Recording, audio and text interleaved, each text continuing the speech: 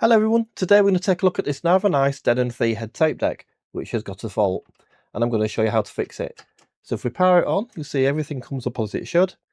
We've got a cassette loaded. Now if we push play, you'll see that the spools are actually turning, but we've got nothing on the level meters and none of the buttons are responding, and then after a few seconds it stops.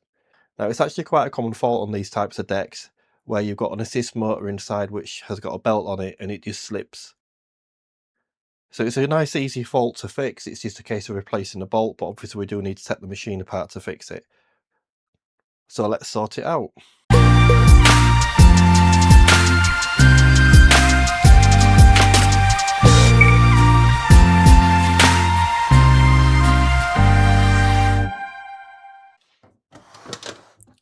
So we're going to need to take these screws out, 2 on either side.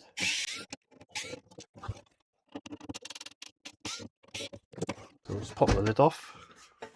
Now the problem we've got on this deck is this motor here, which is the assist motor, and there's a belt.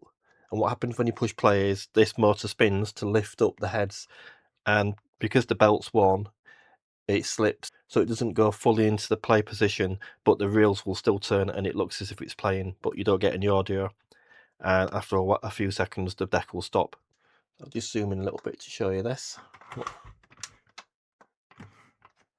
So if I give this a little twist as the when I push play, it'll actually start playing. Switch the camera over, you can see it is now actually playing and the controls work. So that's all that's wrong with it. But if we don't replace this, when you come to push play again, you'll have the same problem. So we'll disconnect the power. So to take the front panel off, we'll just take these 3 screws out here. Just put that to one side so you don't lose it. Likewise with that one. And we just turn the deck over and we should be able to just push these little clips in to prise the front off, like so. There we go.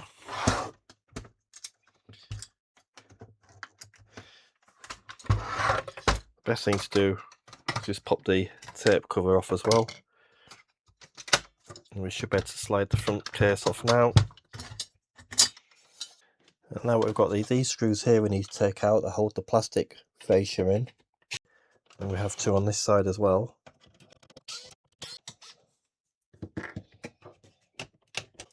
So once you've taken the screws out, pull these knobs off.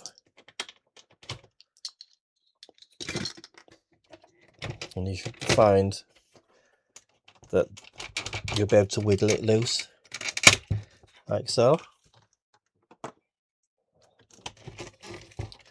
So you now have it loose. And we just unplug these.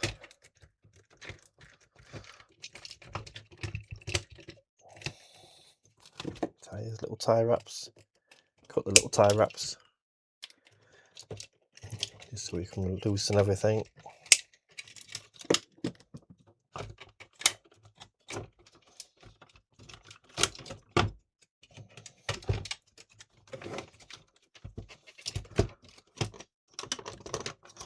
And you should have enough play now just to push the front panel down. And we can remove these small screws here that are holding the top plate on.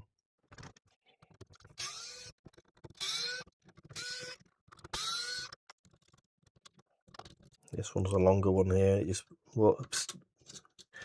magnetised to my screwdrivers for some reason. As you can see, that's your longest one, the other one's all the same size. So should be able to lift this off now, like so. As you see, that's just dropped out of place, which is fine. We can just sit it back, and then while we're at it, you can see that belt is rock hard. There's nothing in it, so we'll change that one while we're at it. So that's all, the belt's totally changed.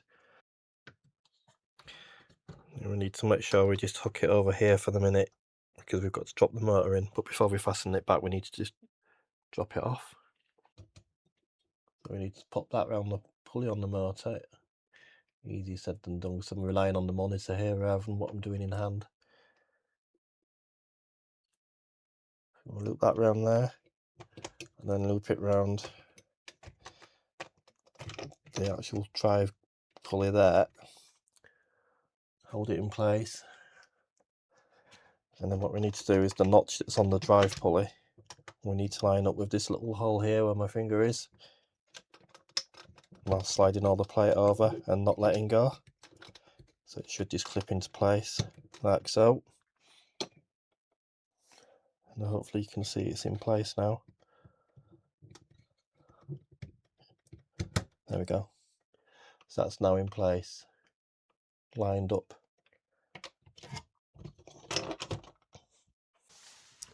And then what we want to do on this one is just keep the pressure on the back plate where you've just done the other pulley, but lift up this end, grab the belt with a pair of tweezers,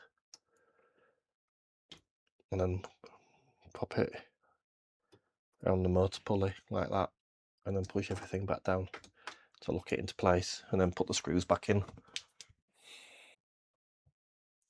So we just check the capstans are turning and that the belt's not slack. Check everything's locked in place, and then we can put the screws back in.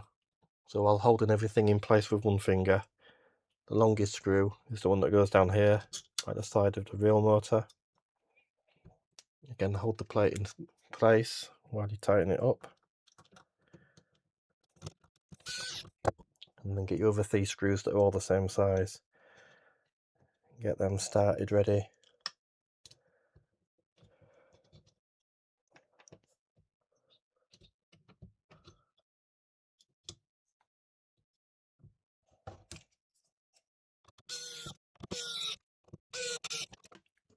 So you should find that everything is how it should be.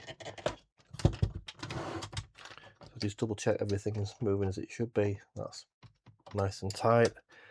That your belt's not come off your capstan, and that it's turning freely. So you're now ready to put everything back together. So you just want to line this plastic panel back up and wiggle it back into place. You should feel it sort of snugly clip into place like so. You're ready to put your screws back on the front panel now.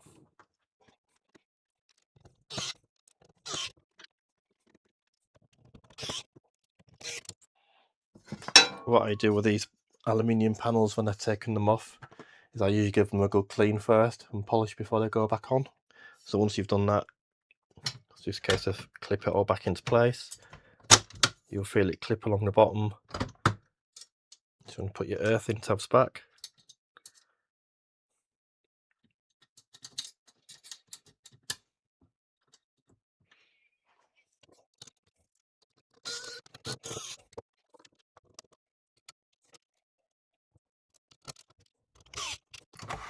And put them in the right way. So it's the black cable to the black connector, not the white connector to the white connector, if that makes sense. So that's how it should be. And then just tidy your wires up. Now we are ready to test it. So pop everything in. And there we are. And there we are. That's your plane. Transport functions are working. With audio. So that's all that's wrong. A simple job to do. All it's a case of doing now is just put all your knobs and everything back on. Give the heads a clean. Check the tape speed, and you're good to go. So you can see it's not that hard to repair an old deck. And give it a little bit of love and get it back into life. Hopefully you found that useful. Please like and subscribe, and see you again next time when we save another item from the tip.